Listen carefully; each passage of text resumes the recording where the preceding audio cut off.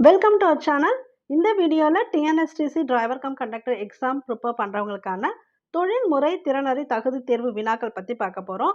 இந்த சேனலுக்கு புதுசுனா சப்ஸ்கிரைப் பண்ணி வச்சுக்கோங்க, பெல் ஐக்கானும் கிளிக் பண்ணி வச்சுக்கோங்க. அப்போ தான் நாங்கள் போடுற வீடியோ இமீடியட்டாக உங்களுக்கு ரீச் ஆகும். இப்போ நம்ம வீடியோக்குள்ளே போயிடலாம். இது வந்து பார்த்திங்கன்னா ஒரு ஸ்பெசிஃபிக்கான டாபிக், அதாவது மத்திய மோட்டார் வாகன சட்டப்பிரிவு, தமிழ்நாடு மோட்டார் வாகன விதிகள். இது ரெண்டுமே பார்த்தீங்கன்னா ரொம்ப இம்பார்ட்டண்டான டாபிக். இதுலேருந்து வந்து உங்களுக்கு கண்டிப்பாக கொஸ்டின்ஸ் கேட்பாங்க. இதுலேருந்து கொஸ்டின் வராமல் இருக்காது. அதனால் இந்த வீடியோவை ஸ்கிப் பண்ணாமல் பாருங்கள். ஃபஸ்ட்டு கொஸ்டின் பார்க்கலாம். பிரிவு டேஷ் படி ஒரு மோட்டார் வண்டியின் பொறுப்பில் உள்ள எந்த நபரும் சாலையை உபயோகிக்கும் மற்ற நபர்களுக்கு ஆபத்து, தடை அல்லது தகாத வசதியின்மை ஏற்படுமாறு செய்யக்கூடாது. அதாவது தடை ஏற்படுமாறு வண்டியை நிறுத்தவோ அல்லது நிறுத்தி வைக்கவோ அனுமதிக்கவோ கூடாது. இது வந்து எந்த பிரிவின் படி வரும்?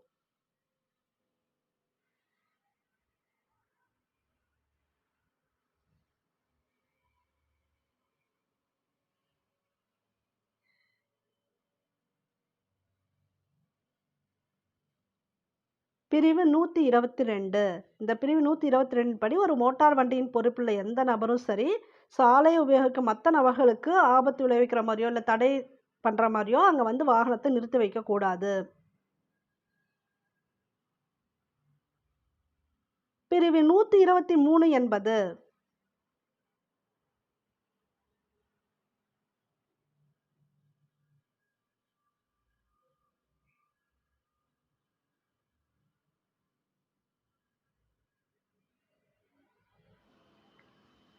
இதற்குரிய விடை அ மற்றும் ஆ. ஒரு மோட்டார் வண்டியை ஓட்டும் அல்லது அவ்வண்டியை பொறுப்பில் வைத்துள்ள எந்த ஒரு நபரும் வண்டியினுள் இல்லாமல் படிக்கட்டின் மேல் எந்த நபரையும் ஏற்றி செல்லவோ அல்லது ஏற்றி செல்ல அனுமதிக்கவோ கூடாது. படிக்கட்டின் மேல அவங்க வந்து பயணம் செய்யவே கூடாது. அதை தான் வந்து இங்க குறிப்பிடுறாங்க பிரிவு 123ல. நான் நிறைய பஸ் கண்டக்டர், கவர்மெண்ட் டிரைவர்லாம் பார்த்தீங்கன்னா படிக்கட்டில் நிற்கவே விட மாட்டாங்க. ஏன்னா படிக்கட்டுலேருந்து விழுந்து நிறைய ஆக்சிடென்ட் ஆகும். படியிலேருந்து ஏறுங்க ஏறுங்கன்னு தான் சொல்லிட்டே இருப்பாங்க, மேலே ஏறுங்கன்னு. ஏன்னா அது வந்து அவங்களுக்கு ரூல்ஸ்லேயே இருக்கு பாருங்க. எந்த ஒரு நபரும் படிக்கட்டின் மீது நின்று கொண்டு அல்லது வாகனத்தின் கூரை மற்றும் பேனட்டின் மீதோ அமர்ந்து கொண்டு பயணம் செய்யக்கூடாது. இப்போ வந்து இவங்க அனுமதிக்க கூடாது. கண்டக்டரோ டிரைவரோ அவங்கள அனுமதிக்கவும் கூடாது. இதுவும் இந்த ரூல்ஸ்ல இருக்கு, பிரிவு 123ல இருக்கு. அதே போல அந்த நபரும் அப்படி செய்யக்கூடாது. அவங்களும் படிக்கட்டுல வந்து பயணம் செய்யக்கூடாது. கூரை மேல சில பேர் ஏறி உட்காந்துக்குவாங்க. பஸ்ஸோட டாப்ல பார்த்தீங்கன்னா, சில பேர் உட்காந்துக்குவாங்க. ரேரா பார்க்கலாம் அது போல. அது மாரியும் வந்து அலோ பண்ணவும் கூடாது. அந்த மாரி உட்கார்ற பெர்சனுக்கும் பிரச்சனை, இவங்களுக்கும் பிரச்சனை. 2மே குடுத்துருக்காங்க. ஓட்டுநர், நடத்துனரும் அலோ பண்றது இங்க கூடாது. அதான் எந்த நபர்ன்னு குடுத்துருக்காங்க. அதேபோல எந்த நபரும் அந்த மாரி பயணமும் செய்யக்கூடாதுன்னு குடுத்துருக்காங்க. இது 2மே பிரிவு 123ல வருது. இந்த அபாயகரமான நிலையில் வண்டியை விட்டு வைப்பது இருக்கு இல்லையா? அது ஃபர்ஸ்ட்டு பார்த்தது. பிரிவு 122ல பார்த்தது. அதுக்கு பேர் வந்து இன்னொன்னு 122ல இதுதான். அபாயகரமான நிலையில் வண்டியை விட்டு வைப்பது.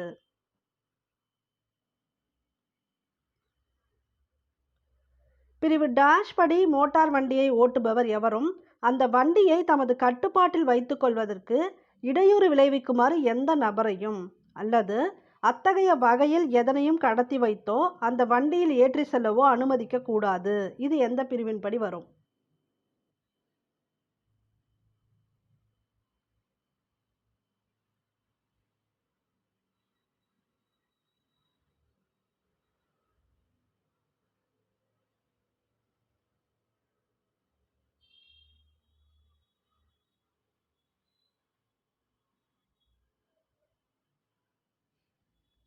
பிரிவு 125. இதை சிம்பிளாக சொல்ல போனோம் அப்படின்னா, ஓட்டுநருக்கு தடை ஏற்படுத்துதல். இந்த டேர்ம் ஃபுல்லாக இப்போ எக்ஸ்பிளைன் பண்ணியிருக்கேன் இல்லையா? அது வந்து ஓட்டுநருக்கு தடை ஏற்படுத்துதல். அது வந்து பிரிவு 125ல. ஸோ இந்த பிரிவு 3மே பார்த்தீங்கன்னா, ஒரு ஷார்ட் ஸ்டோரி மாரி நம்ம ஈஸியா ஞாபகம் வச்சுக்கலாம். அப்பனா மறக்காது. ஆனா இதுல வந்து பார்த்தீங்கன்னா, பிரிவு 122, 123, 125 நடுவுல 124 இருக்காது. இத ஆனா ஞாபகம் வச்சுக்கணும். இது கிடையாதுங்கிறத ஞாபகம் வச்சுக்கணும். 122ல தான் ஸ்டார்ட் ஆகுது இந்த ஸ்டோரிங்கிறது ஞாபகம் வச்சுக்கணும். ஏன்னா ஐஆர்டி புக்க பொறுத்தவரைக்கும் இந்த ஒரு டாபிக் மட்டுமே உங்களுக்கு ஸ்பெசிஃபிக்கா குடுத்துருக்காங்க. இந்த பிரிவுலாம் ரொம்ப முக்கியம்னு அப்புறம் இது கூட சில விதிகள் சேர்த்து குடுத்துருக்காங்க. அதனால இந்த ஸ்டோரி ஞாபகம் வச்சுக்கோங்க. பிரிவு 122 மனப்பாடம் பண்ணிக்கங்க. இதுல கன்ஃப்யூஷன் இல்லாம எப்படி பார்க்கலாம்னா, ஃபர்ஸ்ட் என்ன குடுத்துருந்தாங்க? அபாயகரமான நிலையில வண்டிய விட்டு வைக்கக்கூடாது. அதுதான் ஃபர்ஸ்ட் பாயிண்ட். அது பிரிவு 122ல. இதுக்கு ஒரு அந்த ஸ்டோரியில என்னன்னா ஒரு வில்லன் கேரக்டர் ஞாபகம் வச்சுக்கலாம். அவங்க ஏதோ தேவையில்லாத எடுத்துட்டு போறாங்க ஒரு பேக்ல. அப்ப போலீஸ் இருக்காங்க தெரிஞ்சோனே அந்த வேன அவங்க ஓட்டிட்டு போயிட்டு இருக்காங்க. அப்புறம் அந்த பேக்கோட வேன விட்டு இறங்கிர்றாங்க. சரிங்களா? இது வந்து ஃபர்ஸ்ட்டு. ஏன்னா, அது வந்து அபாயகரமான நிலையில தான் அவர் வண்டிய விட்டுட்டு வந்துர்றாரு. ஏன்னா, அந்த வண்டி மோட்டார் வாகனம் ஓட்டிட்டு வந்திருக்காரு.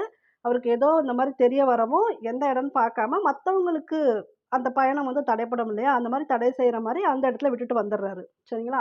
அடுத்து 123 இப்ப வந்தவரு அங்கேருந்து ஒரு பஸ் வருது. கவர்மெண்ட் பஸ்ன்னே கூட வச்சுக்கோங்களேன். டக்குன்னு ஏறிறாரு. அப்ப ஏறும்போது படிக்கட்டிலே நின்னுட்டு வராரு. அது வந்து என்னது? பிரிவு 123ல என்ன பண்ணக்கூடாது? படிக்கட்டின் மீது சவாரி செய்யக்கூடாது. இப்ப வந்து அவங்க அலோவ் பண்ண மாட்டாங்க. இப்ப அவர் படிக்கட்டுல வந்து நின்னுட்டு வராரு. அத ஞாபகம் வச்சுக்கங்க. பிரிவு 123 ஞாபகம் வந்துருச்சு. அடுத்து 124 கிடையாது. 125 அடுத்த பிரிவுக்கு போயிடணும். அப்ப இப்ப படிக்கட்டுல ஏறுன உடனேயே இவரு ஃபர்ஸ்ட்ல போய் ஓட்டுநர் பக்கத்துல உட்காந்துர்றாருன்னு வச்சுக்கங்க. அங்க உட்காந்துக்கிட்டு இவரு வந்து பேக்ல ஏதோ தேவையானதெல்லாம் வச்சிருக்காரு. ஆனா, இப்ப ஓட்டுநர மிரட்டி அவர் என்ன பண்றாரு? இடையூறு விளைவிக்கிறாரு. யாருக்கு? ஓட்டுநருக்கு. "நான் சொல்ற வழியில நீங்க வண்டி எடுத்துட்டு போங்க" அப்படின்னு சொல்றாருன்னு வச்சுக்கங்க. அப்ப அந்த இடத்துல என்னது? பிரிவு 125 அப்ப என்னாகும்? ஓட்டுநருக்கு அவங்க தடை ஏற்படுத்துறாங்க. ஓட்டுநருக்கு தடை ஏற்படுத்தக்கூடாது. மோட்டார் வண்டிய ஒருத்தவங்க ஓட்டிட்டு இருக்காங்கன்னா, அந்த வண்டியை வந்து தமது கட்டுப்பாட்டுல இருக்கும்போது, இன்னொருத்தவங்க வந்து கட்டுப்பாட்டுக்குள்ள கொண்டு வரக்கூடாது. அப்புறம் தேவையில்லாத பொருளும் அதுல எடுத்துட்டு வரக்கூடாது. அதான் எங்க சொல்லியிருப்பாங்க? பிரிவு 125ல சொல்லியிருப்பாங்க. அப்ப இந்த ஸ்டோரியில இவரு இந்த மாரி பண்றாரு. அப்ப இத வச்சு நீங்க அந்த ஸ்டோரி ஞாபகம் வச்சுக்கலாம். கடைசியா வந்து என்ன பண்றாரு? இவங்க வந்து வண்டி போலீஸ் ஸ்டேஷன் விட்டுறாங்கன்னு வச்சுக்கோங்க. அப்படி இந்த ஸ்டோரிய முடிச்சுக்கங்க. ஏன்னா, அது யாரும் அனுமதிக்க கூடாது. ஓட்டுநரோ, நடத்துனரோ அனுமதிக்க கூடாது. அவங்க சொல்றத இவங்க கேட்கக்கூடாது.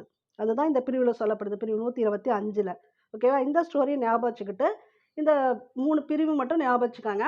இதுல 124 கிடையாதுங்கிறத ஞாபகம் வச்சுக்கங்க. 122, 123, 125 உங்களால அந்த ஸ்டோரி ஞாபகம் வச்சுக்க முடிஞ்சு, பிரிவுலாம் ஞாபகம் வச்சுக்க முடிஞ்சா ஓகே. இல்லன்னா உங்க ஸ்டைல்ல நீங்க ஞாபகப்படுத்திக்கங்க. அதுவும் பெட்டர் தான். இப்ப அடுத்த கொஸ்டின் பார்த்தரலாம். இது 4த் கொஸ்டினு. இந்த ஃபர்ஸ்ட் பேரா படிச்சு பாருங்க. உங்களுக்கு புரியுதான்னு. அது வந்து உங்களுக்கு புரிஞ்சுக்கிறது கஷ்டமா இருக்கும் தான் நான் கீழ ஒரு பேராவா குடுத்துருக்கேன். இது ஐஆர்டில இருக்கிறது ஃபர்ஸ்ட் பேரா. அதுக்குரிய ரியல் மீனிங் அப்படியே வந்து நெட்ல பார்த்தா அது கிடைச்சது. இத வச்சு நம்ம பார்த்துக்கலாம். ஈஸியா இருக்கும். இப்ப இது வந்து நிலையாக நிற்கும் வாகனங்கள். இது வந்து எந்த பிரிவின் கீழ் வரும்? இந்த பேரால பாருங்க. நிலையாக நிற்கும் வாகனங்கள். இது எந்த பிரிவின் கீழ் வருகிறது? வாகனத்தை ஓட்டும் அல்லது மோட்டார் வாகனத்தை பொறுப்பேற்றுள்ள எந்த ஒரு நபரும், வாகனத்தை ஓட்டுவதற்கு முறையாக உரிமம் பெற்ற ஒருவர் ஓட்டுநர் இருக்கையில் இல்லாவிட்டால், அல்லது வழிமுறை நிறுத்தப்பட்டு பிரேக் அல்லது பிரேக்குகள் பயன்படுத்தப்பட்டிருந்தால், அல்லது ஓட்டுநர் இல்லாதபோது வாகனம் தற்செயலாக இயக்கப்படாமல் இருப்பதை உறுதி செய்வதற்கான பிற நடவடிக்கைகள் எடுக்கப்பட்டிருந்தால் தவிர, எந்த ஒரு பொது இடத்திலும் வாகனத்தை நிலையாக வைத்திருக்கவோ அல்லது நிறுத்தவோ கூடாது. இது வந்து எந்த பிரிவின் கீழ் வருகிறது?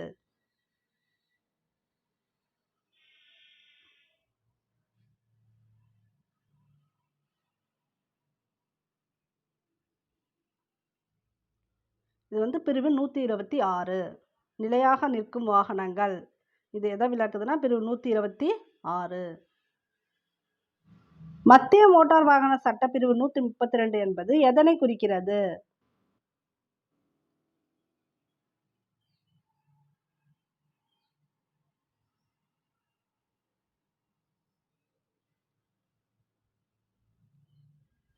இதான் அதுக்குரிய ஆன்சர். குறித்த சில நிலைகளில் வண்டியை நிறுத்த ஓட்டுநருக்குள்ள கடமை. சில இடங்கள்ல ஓட்டுநர் வந்து வண்டிய நிறுத்தணும். அது வந்து அவங்களோட கடமை. இந்த சட்டப்பிரிவு 132 அத தான் குறிக்குது. எந்த மாரி சில இடங்கள்ல அவங்க வந்து வண்டிய நிறுத்தணும், ஓட்டுநர் வந்து வண்டிய நிறுத்தணும் அப்படிங்கிறத சில கேட்டகரைஸ் வைஸ் பிரிச்சிருக்காங்க. அது எதுக்கு கீழ வருது பார்த்தீங்கன்னா, பிரிவு 132 அதுக்கு கீழ வருது.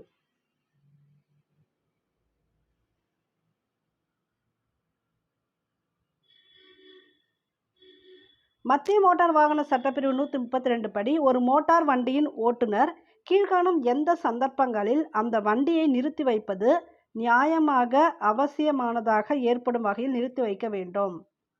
ஸோ இது சிம்பிளா இந்த கொஸ்டினுக்கு என்னன்னா, பிரிவு 132 படி ஒரு மோட்டார் வண்டியின் ஓட்டுநர் எந்த இடங்கள்லாம் வண்டிய கண்டிப்பா நிறுத்தணும். அதுதான் கேட்டிருக்காங்க. படிச்சு பாருங்க.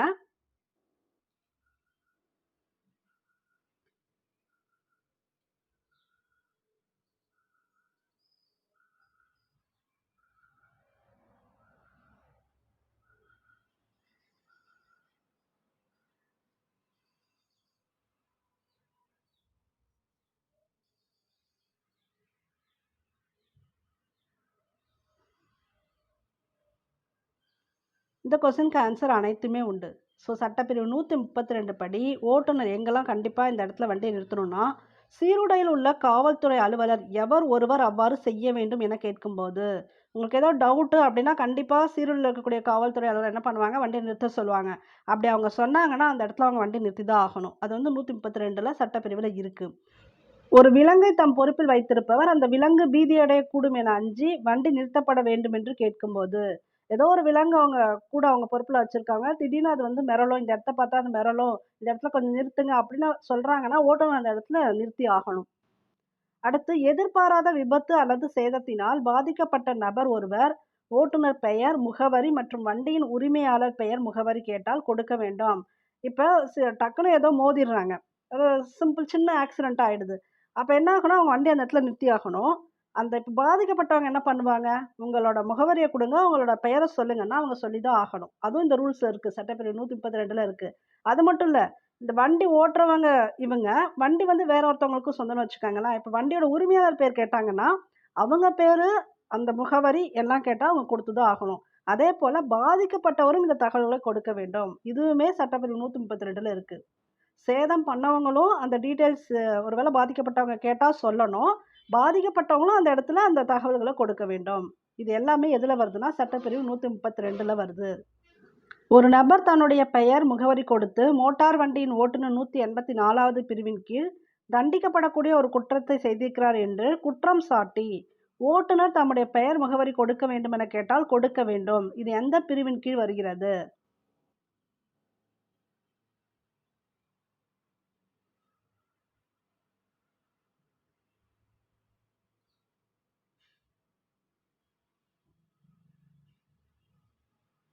இதுவும் பிரிவு 132 தான். இப்ப சப்போஸ் இப்ப முன்னாடி பார்த்தது ஸ்பாட்லயே நடந்துடுச்சு. அவங்க வந்து முகவரி கேட்கறாங்க. அதெல்லாம் ஓகே. இப்ப இந்த பெர்சன் ஓட்டுநர் என்ன பண்ணாரு, கொஞ்சம் ஃபாஸ்ட்டா வந்துறாருன்னு வச்சுக்கோங்க. பின்னாடியே வந்து இவங்க புடிச்சிடுறாங்க. இப்ப பாதிக்கப்பட்டவங்க. அப்ப அவங்க 184வது பிரிவின் கீழ் சொல்றாங்க. இது என்ன 184வது பிரிவின் கீழ்னா, ஆபத்தான ஓட்டுதல். இவங்களுக்கு ஏதாவது சேதம் விளைவிக்கிற மாரியோ, இல்ல அவங்கள பயமுறுத்துற மாரியோ, வேற மாரி அவங்க வந்து டிரைவ் பண்ணிட்டு வந்துட்டாங்க அப்படின்னா, அது வந்து ஆபத்தான ஓட்டுதல்ல நெறைய கிரைட்டீரியா இருக்கு. அதுல ஏதாவது ஒரு கிரைட்டீரியால இவங்க வந்துட்டாங்கன்னு வச்சுக்கோங்க. அப்ப இவங்க ஃபாலோ பண்ணிட்டு வந்து என்ன கேட்பாங்கன்னா, இப்ப பாதிக்கப்பட்டுட்டாங்க. உன்னால தான் நாங்க இந்த மாரி இப்ப விட்டுட்டோம். அது மாரிலாம் வண்டி ஏதோ ஆயிடுச்சுன்னு வச்சுக்கோங்க. அப்ப தண்டிக்கப்படக்கூடிய ஒரு குற்றத்தை அவங்க செஞ்சிருக்காங்க. யாரு அந்த ஓட்டுநர் செஞ்சிருக்காங்கன்னா, அந்த குற்றத்தை குற்றம் சாட்டி, அவங்க இவங்களோட முகவரி எல்லாத்தையும் குடுத்துட்டு, உங்களோடத குடுங்கன்னு இப்ப கேட்கறாங்கன்னு வச்சுக்கோங்க. ஓட்டுநர் தம்முடைய பெயர், முகவரி கொடுக்க வேண்டும் என கேட்டால் கொடுக்க வேண்டும். ஏன்னா கொடுக்கலன்னா, அது சட்டப்பிரிவு படி அவங்க ஆக்ஷன் எடுப்பாங்க. அதனால தான் இந்த சட்டப்பிரிவுல இதெல்லாம் இருக்குன்னு சொல்றாங்க. ஸோ சட்டப்பிரிவு 132ல இது இருக்கு. தமிழ்நாடு மோட்டார் வாகன விதி 388ன் படி கீழ்க்கண்டவற்றுள் எது சரி?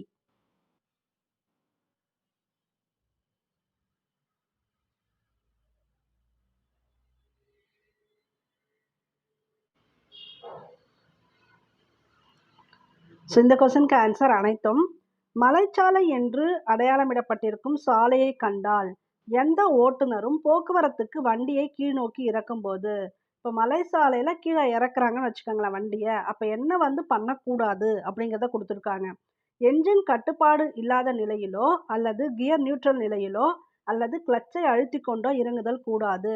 என்ஜின் வந்து கட்டுப்பாடா இருக்கான்னு பார்க்கணும். அது கட்டுப்பாடா இல்ல அப்படின்னா, அந்த இடத்துல வண்டி இறக்கக்கூடாது. அப்புறம் கியர் வந்து நியூட்ரல் நிலையில இருக்கக்கூடாது. அப்ப இந்த கொஸ்டின் வந்து உங்களுக்கு தனியா கூட கேட்கலாம். மலைச்சாலையிலேருந்து இறங்கும்போது, அந்த மலைச்சாலையில கியர் வந்து நியூட்ரல் நிலையில இருக்கக்கூடாது அப்படின்னு ஆப்ஷன் இருந்தா அத நீங்க சூஸ் பண்ணணும். அப்புறம் கிளட்சை அழுத்திக் கொண்டு இறங்குதல் கூடாது. அதுவும் குடுத்துருக்காங்க. அடுத்து வாகனத்தை ஹேர்பின் வளைவில் பயணிகளை வண்டியில் வைத்துக்கொண்டு ஓட்டுநர் பின்னோக்கி ஓட்டக்கூடாது. ஹேர்பின் பெண்ட் இருக்கு இல்லையா? மலைசாலையில வந்து ஹேர்பின் பெண்ட் இருக்கு. அப்ப திடீர்னு இவங்க வந்து பேக் வரணும்னு வச்சுக்கோங்களேன். ஏதோ ஒரு வண்டி டக்குன்னு வந்துருச்சு. இவங்க வந்து கண்டிப்பா ரிவர்ஸ் எடுக்கணும் அப்படிங்கிற கட்டாயத்துல இருக்காங்க. ஆனா, அது போல ரிவர்ஸ் எடுக்கும்போது பயணிகள் வந்து வண்டியில இருக்கக்கூடாதுங்கிறாங்க. பயணிகளை வண்டியிலேருந்து இறக்கி விடணும்னு சொல்றாங்க. ஏன்னா டக்குன்னு ரிவர்ஸ் எடுத்தா வெயிட்டும் இருக்கு. எங்கேயாவது போய் சாய்ச்சிரும் அப்படிங்கிறதுக்காக அப்படி சொல்றாங்க. அடுத்து வளைவில் பின்னோக்கி ஓட்ட அவசியம் ஏற்பட்டால், வண்டியில் இருந்து பயணிகளை இறக்கிவிட்ட பிறகு பின்னோக்கி ஓட்ட வேண்டும். அப்ப வண்டியிலேருந்து பயணிகளை இறக்கி விட்டுட்டு தான் பின்னோக்கி ஓட்ட வேண்டும் அப்படின்னு சொல்லியிருக்காங்க. இது எல்லாமே எதுல வருதுன்னா, தமிழ்நாடு மோட்டார் வாகன விதி 388ன் படி வருது. இது எல்லா பாயிண்ட்டுமே படிச்சு வச்சுக்கங்க. TNSTC driver cum conductor exam prepare பண்ணுறவங்களுக்கான ஸ்டடி மெட்டீரியல் எங்ககிட்ட அவைலபிளாக இருக்குது. தேவைப்படுறாங்க இந்த நம்பரை காண்டாக்ட் பண்ணி பர்ச்சேஸ் பண்ணிக்கோங்க. இதிலே உங்களுக்கு ஜென்ரல் தமிழ், மேக்ஸ் கொஸ்டின்ஸ், பொது அறிவு வினாக்கள், அது மட்டும் இல்லாமல் தொழில்முறை திறனறி தகுதி தேர்வு வினாக்கள், இது எல்லாமே அடங்கிய தொகுப்பாக தான் அந்த புக் இருக்கும். நாங்கள் உங்களுக்கு கொரியர் பண்ணி விட்டுருவோம். நீங்கள் கொடுக்கக்கூடிய அதே ஒரே அமௌண்ட்லேயே நாங்கள் டெஸ்ட் பேட்சும் கண்டக்ட் பண்ணிகிட்ருக்கோம். ஆல்ரெடி உங்களுக்கு 2 டெஸ்ட் போயிருக்கு. பட் எனிஹவ் ஜாயின் பண்ணுறவங்க இமீடியட்டாக போய் நீங்கள் அட்டன் பண்ணுற மாதிரி தான் கொடுத்துருக்கோம். அது எதுவுமே மறையாது. நீங்கள் டெலகிராமில் ஜாயின் பண்ண உடனே நீங்கள் அந்த டெஸ்ட்டுமே அட்டன் பண்ணி பார்க்கலாம். உங்களுக்கு தேவைன்னா இந்த நம்பரை காண்டாக்ட் பண்ணி பர்ச்சேஸ் பண்ணிக்காங்க. தமிழ்நாடு மோட்டார் வாகன விதி 389 படி காவலில் உள்ள இருப்பு பாதையை நெருங்கியதும் ஓட்டுநர் செய்ய வேண்டியது. நல்லா தெரிஞ்சுக்கங்க. காவலில் உள்ள இருப்பு பாதையை நெருங்கியதும் ஓட்டுநர் செய்ய வேண்டியது. இப்போ ஆப்ஷன் படிச்சு பாருங்க.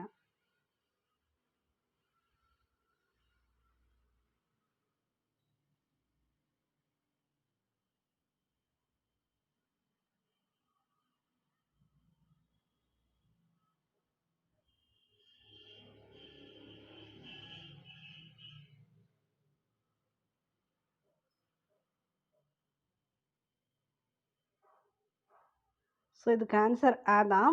தன் வாகனத்தின் வேகத்தை குறைத்து ஓட்டுநர் என்ன பண்ணணும்? வாகனத்தோட வேகத்தை குறைச்சிடணும். வாகன போக்குவரத்திற்கு வாயில் கதவு திறந்திருக்கிறதா, ஓப்பனில் இருக்கான்னு பார்க்கணும் என்று உறுதி செய்து கொண்டு, திறந்திருந்தால் ஒருவேளை ஓப்பனில் இருந்துச்சுன்னா மிகுந்த எச்சரிக்கையுடன் இருப்பு பாதையின் இருபுறமும் ரயில் வரவில்லை என உறுதி செய்து கொண்டு, வாகன போக்குவரத்து வாயில் கதவு திறந்தா ஓகே இவங்க போகலாம் தான். இருந்தாலும் இன்னொரு தடவை என்ன உறுதி செய்ய சொல்கிறாங்கன்னா, இது பாதுகாப்பு உள்ள இடம் தான், காவலில் உள்ள இருப்பு பாதை தான். அப்பயுமே என்ன சொல்கிறாங்கன்னா 2 பக்கமும் செக் பண்ணிட்டு போங்கன்னு சொல்கிறாங்க. ஏன்னா திடீர்னு ஏதாவது வந்துருச்சுன்னா என்ன பண்ணுறது அப்படிங்கிறதுக்காக சொல்கிறாங்க ட்ரெயின். அதனால் மிகுந்த எச்சரிக்கையுடன் இருப்பு பாதையின் இருபுறமும் ரயில் வரவில்லை என உறுதி செய்து கொண்டு இருப்பு பாதையை கடக்க வேண்டும். வேகமாக செல்லலாம், 4வது கியரில் செல்லலாம், ட்ராலி வந்தால் கடக்கலாம், இதெல்லாம் கிடையாது. இந்த ஃபஸ்ட்டு தான் கரெக்ட் ஆன்சர். இது தமிழ்நாடு மோட்டார் வாகன விதி 389 படி. தமிழ்நாடு மோட்டார் வாகன விதி 389 படி காவல் இல்லாத இருப்பு பாதையை நெருங்கியதும் ஓட்டுநர் செய்ய வேண்டியது. இது தெளிவாக படிச்சுக்காங்க. காவல் இல்லாத, காவல் கிடையாது, ஆள் இல்லாத ரயில்வே கேட் சொல்கிறோம் இல்லையா, அதுதான் இது.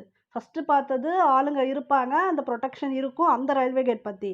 இது ஆள் இல்லாது, காவல் இல்லாத ரயில்வே கேட்டு, அதான் இருப்பு பாதையை நெருங்கும் போது ஓட்டுநர் என்ன செய்யணும் அப்படின்னு கொடுத்துருக்காங்க. படிச்சு பாருங்க.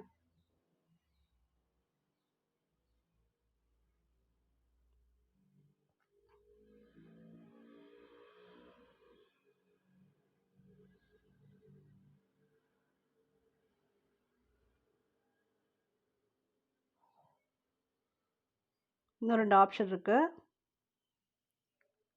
கீழே இருக்குது ஆ மற்றும் ஆ இருக்குது. வாகனத்தை நிறுத்த தேவையில்லைன்னு இருக்குது. இதுக்கு ஆன்சர் பார்த்தீங்கன்னா ஆ மற்றும் ஆ. ஃபஸ்ட்டு இந்த ஆல என்ன சொல்லியிருக்காங்கன்னு பார்த்தலாம். வாகனத்தை அப்படியே நிறுத்திவிட்டு ரயில் பாதையின் எந்த பக்கத்திலிருந்தாவது ரயில் அல்லது ட்ராலி வருகிறதா என்று நடத்துனர் அல்லது கிளீனரை அனுப்பி வரவில்லை என உறுதி செய்து கொண்ட பிறகு கவனமாக கடக்க வேண்டும். இப்போ ஓட்டுநர் ஓட்டிட்டு இருக்கிறதுனால கூட நடத்துனர் இருக்காங்கன்னு வச்சுக்கோங்களேன், அவங்கள போய் செக் பண்ணிட்டு வர சொல்லலாம். இல்லைன்னா இப்போ லாரிலாம் போகிறாங்கன்னா கிளீனர் இருப்பாங்க, அவங்கள போய் செக் பண்ண சொல்லலாம். இப்போ ஃபேமிலியோட போகிறாங்கன்னு வச்சுக்கோங்களேன், வேனில் போகிறாங்கன்னா வேறு ஏதாவது ஒரு பர்சன் அவங்களுக்கு தெரிஞ்ச இப்போ சொந்தக்காரங்களை அனுப்பி விட்டு ஏதாவது வருதா, ட்ரெயின் வருதா, ட்ராலி வருதா பாருங்கன்னு சொல்லி அனுப்பிவிட்டு பார்த்துட்டு வந்துட்டு கவனமாக கடக்கணும்னு சொல்கிறாங்க. அடுத்த பாயிண்ட் பாருங்க. வாகனத்தில் வேறு நபர் யாரும் இல்லாத போது, இப்போ யாருமே போல, டிரைவர் மட்டும் தான் வண்டி ஓட்டிட்டு இருக்காருன்னு வச்சுக்கோங்க. அப்போ ஓட்டுநர் வாகனத்தை அப்படியே நிறுத்திவிட்டு, அங்கேயே நிறுத்திடணும் வாகனத்தை. கீழ் இறங்கி சென்று, இறங்கி போயிட்டு ரயில் அல்லது ட்ராலி வரவில்லை என உறுதி செய்து கொண்ட பிறகு வாகனத்தை இயக்கி கவனமாக கடக்க வேண்டும். டிரைவரே இறங்கி போய் 2 சைடும் எதுவும் வரலை அப்படின்னு பார்த்துட்டு கன்ஃபார்ம் பண்ணிட்டு எடுக்க சொல்கிறாங்க வண்டியை. ஸோ இது ரெண்டுமே காவல் இல்லாத இருப்பு பாதையை நெருங்கியதும் ஓட்டுநர் செய்ய வேண்டியது. விதி 389 படி கொடுத்துருக்காங்க. ஸோ இதை தெளிவாக தெரிஞ்சுக்காங்க. காவல் இருக்கக்கூடியதில் எப்படி பண்ணணும், காவல் இல்லாத இருப்பு பாதையை எப்படி கடக்கணும் அப்படிங்கிறத கொடுத்துருக்காங்க. பிரிவு 131 குறிப்பிடப்படுவது என்ன?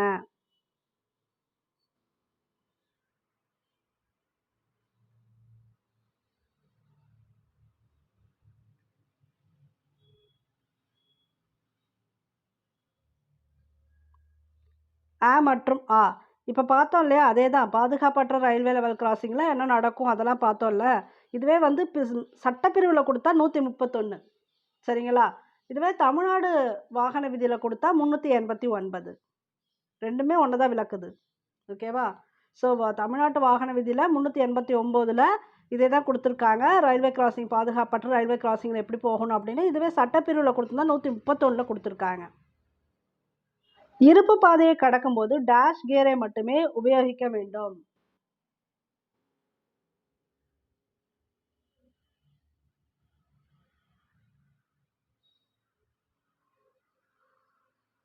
முதல் கியரை மட்டுமே உபயோகிக்க வேண்டும். இருப்பு பாதையை கடக்கும்போது ஃபர்ஸ்ட் கியர் தான் பயன்படுத்தணும். எந்த காரணத்தை கொண்டுமே கியர் மாற்றம் செய்யக்கூடாது. இது வந்து ஐஆர்டில குறிப்பிலே குடுத்துருக்காங்க. சரிங்களா? அப்ப இருப்பு பாதையில ஃபர்ஸ்ட் கியர் மட்டும் தான் போட்டு உபயோகிக்கணும். தமிழ்நாடு மோட்டார் வாகன விதி 405A என்பது எதனை குறிக்கிறது?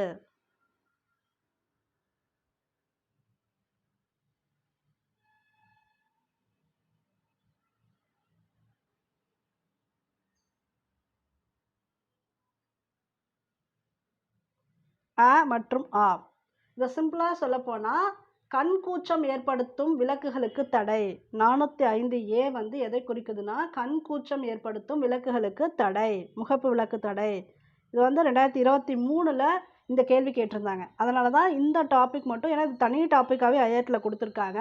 இந்த முக்கிய சட்ட பிரிவுகள், அப்புறம் இந்த சட்ட விதிகள்லாம் குடுத்துருக்காங்க. இது ரொம்ப இம்பார்ட்டன்ஸ் அப்படிங்கிறதுனால. இதனால நெறைய இந்த ஆக்சிடென்ட்ஸ்லாம் நடக்குது. இந்த ரயில்வே கிராசிங்கு, இந்த மாரி பிரச்சனை நெறைய வருதுன்னு ஸ்பெசிஃபிக்கா அந்த டாபிக் குடுத்துருக்காங்க. அதனால இந்த வீடியோ கவனமா பார்த்துக்கங்க. இப்ப நம்மள்ட்ட மெட்டீரியல் வாங்குனவங்களுக்கு அந்த வெட்னஸ்டே இதில டெஸ்ட் வச்சுருவேன்.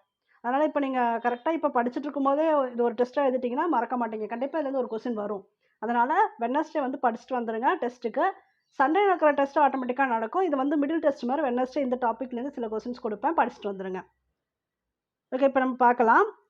ஓட்டுநர் தன் வண்டியில் உள்ள விளக்குகள் உபயோகத்தில் இருக்கும் எல்லா நேரங்களிலும் எவருக்கும் கண்கூச்சத்தினால் அபாயமோ, அதிக இடைஞ்சலோ ஏற்படாத வகையில் அவைகளை வைத்துக் கொள்ள வேண்டும். ஸோ மத்தவங்களுக்கு வந்து இவங்க அடிக்கக்கூடிய லைட்ல வந்து பார்த்தீங்கன்னா, டிஸ்டர்பன்ஸ் வரக்கூடாது. ப்ராப்ளம் ஆகக்கூடாது. ஆப்போசிட்ல நைட்ல பார்த்தீங்கன்னா, அந்த லைட் பவர்ஃபுல்லா எடுத்துட்டு அப்படியே வச்சுட்டு வருவாங்க. அப்படி பவர்ஃபுல்லா போடும்போது, பக்கத்துல ஆப்போசிட்ல வராங்க இல்லையா? அவங்களுக்கு வந்து ரோடே தெரியாது. உள்ள இருக்கவங்களுக்கு வரவங்க பவரா வச்சுட்டு போறவங்க, லைட்ல வச்சுட்டு போறவங்களுக்கு தெரியும் ரோடு. இன்னொரு பக்கம் வராங்கல்ல ஆப்போசிட்ல அவங்களுக்கு சுத்தமா ரோடு தெரியாது. ஏன்னா லைட் வந்து கண்ண கூசும். இதுவே நீங்க ஹைவேல போனீங்கன்னா உங்களுக்கு பிரச்சனை இல்ல. நான் ஏற்கனவே ஒரு வீடியோல சொல்லியிருக்கேன். ஹைவே பொறுத்தவரைக்கும் நடுவுல நெறைய செடி வச்சுருவாங்க. அந்த செடி என்ன பண்ணும்னு பார்த்தீங்கன்னா, லைட் ரிஃப்ளெக்ஷன மறைச்சிடும். அதனால இந்த சைடு போறவங்களுக்கும், அந்த சைடு போறவங்களுக்கும் ப்ராப்ளமே இருக்காது. அவங்க பாட்டுக்கு போலாம். ஆனா இந்த மாரி டபுள் ரோடு இருக்கு இல்லையா? அவங்களுக்கு பிரச்சனை. நைட்ல பார்த்தீங்கன்னா, ஆப்போசிட்ல வர வெஹிக்கிள் ரொம்ப பவர்ஃபுல்லா இருந்துச்சுன்னா கண்ணே புரியாது. எங்கேயாவது வண்டிய விட்டுருவாங்க. அந்த அளவுக்கு இருக்கும். ஸோ அதுதான் இங்க சொல்ல வராங்க. கண் கூசும் அந்த முகப்பு விளக்கு தடை. அது வந்து இந்த விதியில இருக்கு. 405A. அனைத்து மோட்டார் வாகனங்களின் முகப்பு விளக்குகளின் மத்தியில் எதிரில் வரும் வாகன ஓட்டுநர்களுக்கு கண் கூசா வண்ணம் கருப்பு வண்ணம் தீட்டப்பட்டிருக்க வேண்டும். அந்த கண்ணு கூசாத மாரி கருப்பு வண்ணம் வச்சிருக்கணும். நடுவுல ஒரு ஸ்டிக்கர் மாரி ஒட்டியிருப்பாங்க பாருங்க. இப்படி லைட் இருக்குன்னா, நடுவுல ஒரு ஸ்டிக்கர் ஒட்டியிருப்பாங்க. அது எதுக்குன்னா, அந்த ரிஃப்ளெக்ஷன் வந்து கொஞ்சம் குறைக்கும் அதனால. என்ன வண்ணம் பார்த்துக்கங்க, கருப்பு வண்ணம் தீட்டப்பட்டிருக்க வேண்டும். இயக்கூர்தி ஓட்டுநர் அல்லது பொறுப்பில் உள்ள எவரும், ஓட்டுநரின் முன் பார்வை அல்லது பின் பார்க்கும் கண்ணாடியை மங்கலாக்கும் விதத்தில் அல்லது நிலையில் எவரையும் நிற்கவோ, உட்காரவோ அனுமதிக்கக் கூடாது. எந்த ஜாமான்களையும் வைக்கவோ, அனுமதிக்கவோ கூடாது. இது எந்த விதியின் கீழ் வருகிறது?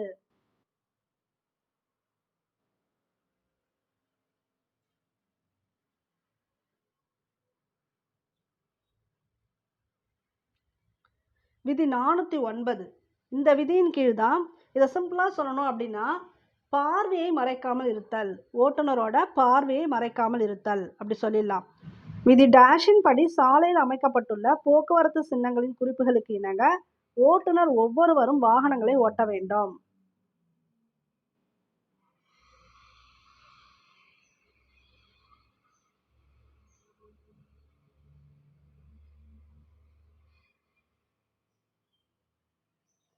விதி 411. விதி 411 படி சாலையில் அமைக்கப்பட்டுள்ள போக்குவரத்து சின்னங்களின் குறிப்புகளுக்கு இணங்க ஓட்டுநர் ஒவ்வொருவரும் வாகனங்களை ஓட்ட வேண்டும். இது எப்படி ஷார்ட்டா சொல்லலாம்னு பார்த்தீங்கன்னா, போக்குவரத்து சின்னங்களை கடைபிடித்தல். இது எந்த விதியின் கீழ் வருதுன்னா, விதி 411. ஸோ இது வந்து லாஸ்ட் கொஸ்டின். இது மேட்சாக இருக்குது. இதை நீங்களே மேட்ச் பண்ணி பாருங்கள். உங்களுக்கு மேட்ச் பண்ணி ஆன்சர் வருதா அப்படின்னு செக் பண்ணுங்கள். அப்படி இல்லைன்னா இந்த வீடியோலேயே சொல்கிறதுக்கு எல்லாம் தான் மேட்சாக கொடுத்துருக்கேன். இந்த வீடியோவில் போய் பார்த்து ஆன்சர் கண்டுபிடிங்க. கண்டுபிடிச்சிட்டு கரெக்டான ஆன்சர் எது அப்படிங்கிறத கமெண்ட் பாக்ஸில் போட்டுருங்க. இந்த சேனலுக்கு புதுசுனா மறக்காமல் சப்ஸ்கிரைப் பண்ணி வச்சுக்கோங்க. பெல் ஐக்கானை கிளிக் பண்ணி வச்சுக்கோங்க. மேலும் இது போன்ற பல தகவல்களை பெறணும் அப்படின்னா இந்த சேனலோட பிளேலிஸ்ட்டில் MHC TNSTC driver cum conductor exam அப்படின்னு ஒரு ஃபோல்டர் இருக்கும். அதுக்குள்ளே போய் பாருங்கள். அங்கே நிறைய உங்களுக்கு இன்ஃபர்மேஷன் இருக்குது. ஓகே, தேங்க்யூ ஃபார் வாட்சிங்.